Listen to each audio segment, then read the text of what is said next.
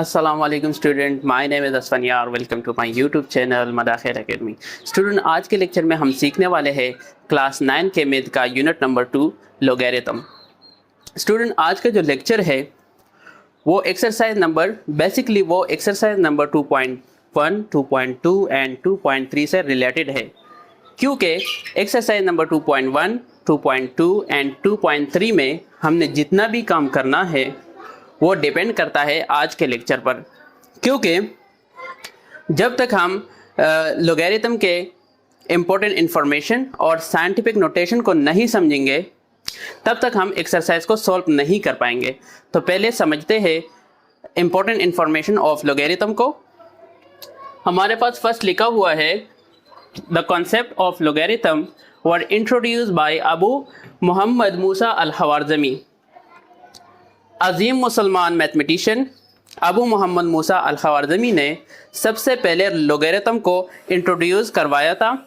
इनके बाद 17वीं सेंचुरी में जॉन नेपियर ने इस कॉन्सेप्ट को मज़ीद डेवलप किया और एक टेबल तैयार किया। और इस टेबल में बेस ई इस्तेमाल की गई, जो कि एक इर्रेशनल नंबर है और इसकी अप्रोक्सीमेट वैल्यू है 2.71828 ... इसके बाद 1631 में प्रोफेसर हेनरी ब्रिग्स ने 10 बेस वाली एक टेबल तैयार किया, जो कि इसके लिए बहुत इम्पोर्टेंट है। तो स्टूडेंट, ये था हमारा आज का इम्पोर्टेंट इंफॉर्मेशन अबाउट लोगैरिथम्स। अब हम मूव करते हैं साइंटिफिक नोटेशन की तरफ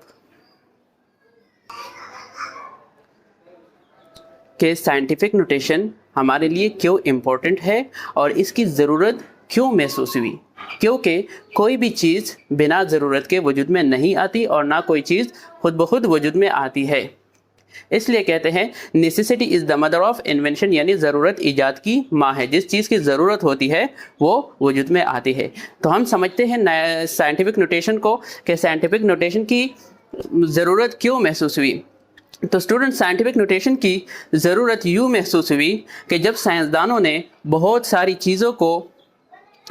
चीज़ों के मास को कैलकुलेट किया तो उसके पास बाज़ चीज़ों की बहुत बड़ी वैल्यूज़ आ गई और बाज़ की बहुत छोटी।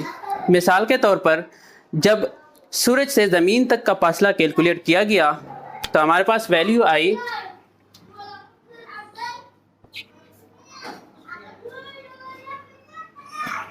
150 मिलियन। इसी तरह जब प्लांटेशन एटम का वज़न कैलकुलेट किया गया तो हमारे पास वैल्यू आई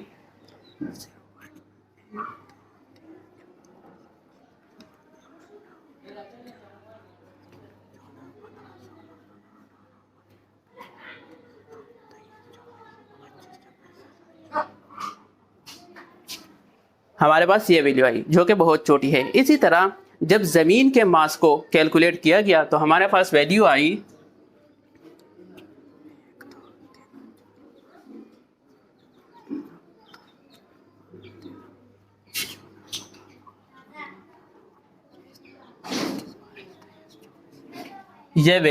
जो कि बहुत बड़ी वैल्यू है। ये बहुत छोटी वैल्यू आई और ये बहुत बड़ी वैल्यू आई।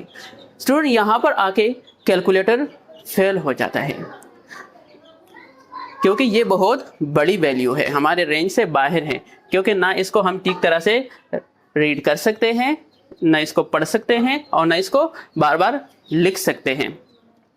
और इस तरह के एदाद को हम कॉमन नोटेशन में लिखना हमारे लिए ना सिर्फ मुश्किल है बल्कि इसके लिए बहुत ज़्यादा स्पेस और वक्त भी दरकार होता है और इसको रीड करना भी मुश्किल है।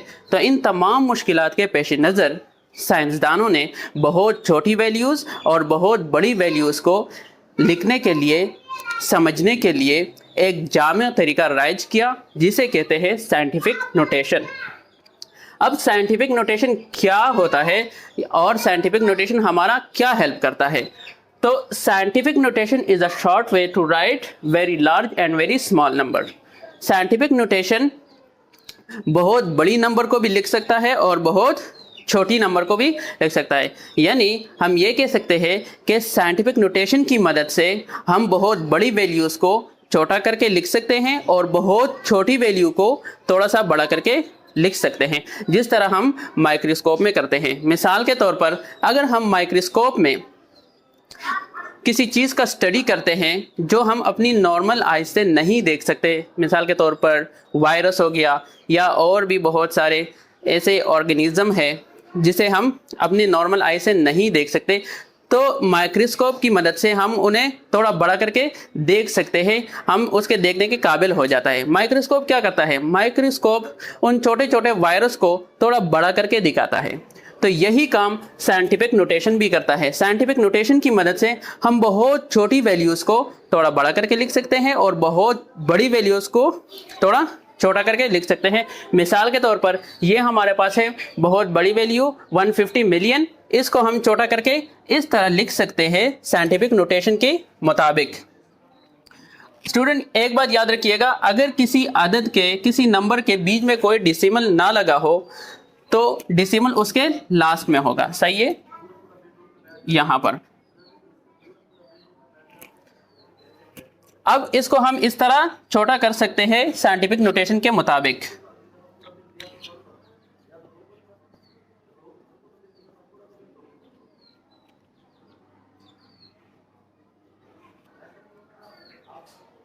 ठीक है, और ये हमारे पास बहुत छोटी वैल्यूज है तो उसको हम थोड़ा बड़ा कर सकते हैं इस तरह।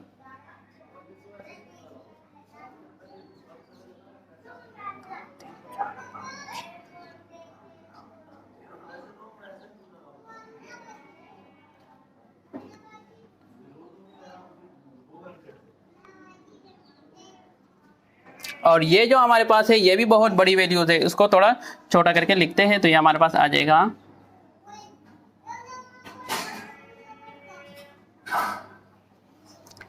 अब स्टूडेंट इसको साइंटिफिक रूल के मुताबिक, साइंटिफिक रूल के तहत इसको समझते हैं कि साइंटिफिक रूल इसको किस तरह बहुत बड़े वैल्यू को छोटा करके लिखते हैं और बहुत बड़े वैल्यू को किस तरह छोटा करके लिखते हैं और बहुत छोटे वैल्यू को थोड़ा सा बड़ा करके लिखते हैं। इसको समझते हैं साइंटिफिक नोटेशन रूल के तहत। तो हमारे पास फर्स्ट रूल लिखा हुआ है, decimal point nearer at least 1 are greater than 1 but not 0, कि हमारे पास जो डेसिमल पॉइंट होगा वो 0 के पास नहीं होना चाहिए, एटलीस्ट 1 के पास या 1 से ग्रेटर वैल्यू के पास होना चाहिए।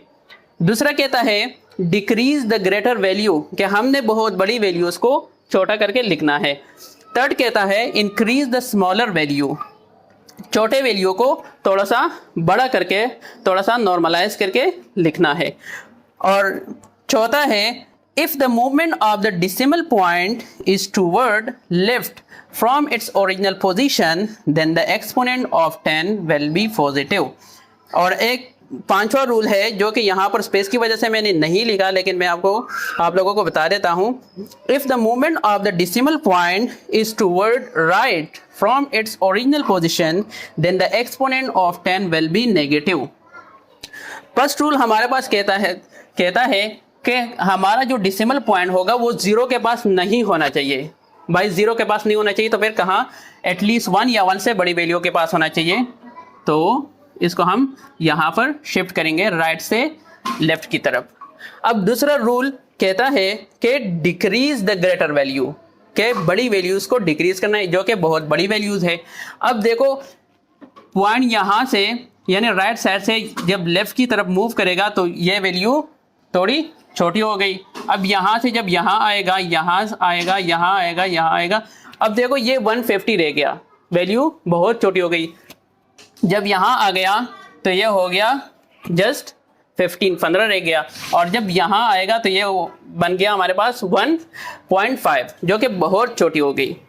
ठीक है, इसी तरह कहते हैं कि जब हमारे पास पॉइंट राइट से लेफ्ट की तरफ मूव करेगा तो the exponent of 10 will be positive, कि हमारे पास जब पॉइंट राइट से लेफ्ट की तरफ मूव करेगा, लेफ्ट की तरफ आएगा तो हमारा exponent of 10 will be positive, यानी 10 की जो पावर है वो हमारे पास होगा पॉजिटिव, जो कि यहाँ पर मैंने लिखा है ये है पॉजिटिव। ठीक है, अब आते हैं छोटी वैल्यूज की तरफ। छोटी वैल्यू को हमने बड़ा करना है अकॉर्डिंग टू रूल नंबर 3। तो ये बहुत छोटी वैल्यू है और पॉइंट इसके बीच में यहाँ पे लगाए, तो हमने पॉइंट को लेफ्ट से राइट की तरफ शिफ्ट करना है। जब ये यहाँ से आएगा इधर इधर इधर इधर इधर, तो एक वक्त आया कि ये हमारे पास रह गया 1.7, जो कि यहाँ से थोड़ी सी बड़ी हो गई वैल्यू, जिसको हमने यहाँ पे लिखा। और रूल नंबर 4 के तहत कि जब डेसिमल पॉइंट लेफ्ट से राइट की तरफ मूव करेगा तो हमारे पास the exponent of 10 will be negative, यानी 10 की पावर हमारे पास नेगेटिव होगा, जो कि हमारे पास ये आया। ठीक है, और सेम रूल यहाँ पर, ये बहुत बड़ी वैल्यू है, पॉइंट इसके लास्ट में है, तो पॉइंट यहाँ से मूव करता हुआ लेफ्ट से राइट से लेफ्ट की तरफ यहाँ पर पहुँच गया, जो कि यहाँ पर हमने लिखा। और ये 10 जो है ये बेस है टेबल का, जिसको हमने पहले डिस्कस किया था। तो यहाँ पर वैल्यू राइट से लेफ्ट की तरफ आ गई, तो हमारे पास एक्सपोनेंट ऑफ 10 की पावर विल बी पॉजिटिव, जो यहाँ पर पॉजिटिव है। तो स्टूडेंट, ये है साइंटिफिक नोटेशन का एहसान हमारे ऊपर कि हम इतनी बड़ी वैल्यूज़ को छोटा करके लिख सकते हैं और थोड़ी सी और बहुत छोटी वैल्यूज़ को थोड़ा सा बड़ा करके लिख सकते हैं। साइंटिफिक नोटेशन कहता है कि भाई आप लोगों को इतनी बड़ी वैल्यूज़ लिखने की क्या ज़रूरत है, आप इसको इस तरह भी लिख सकते हैं, यह भी तो सही तरीका है। और अगर आप अपने नोटबुक में इस नंबर को लिखना चाहें तो आप तो परेशान हो जाएंगे, क्योंकि इतना बड़ा नंबर बार बार कौन लिखेगा, तो आप इस तरह लिखो। तो ये था स्टूडेंट हमारा आज का लेक्चर लॉगरिथम से रिलेटेड। लेक्चर को यहाँ पर क्लोज करते हैं। स्टूडेंट, अगर आज का लेक्चर आप लोगों के लिए हेल्पफुल रहे तो प्लीज़ वीडियो को लाइक करके चैनल को सब्सक्राइब करना ना भूलें। मिलते हैं आपसे नेक्स्ट वीडियो में, तब तक के लिए अल्लाह हाफिज़।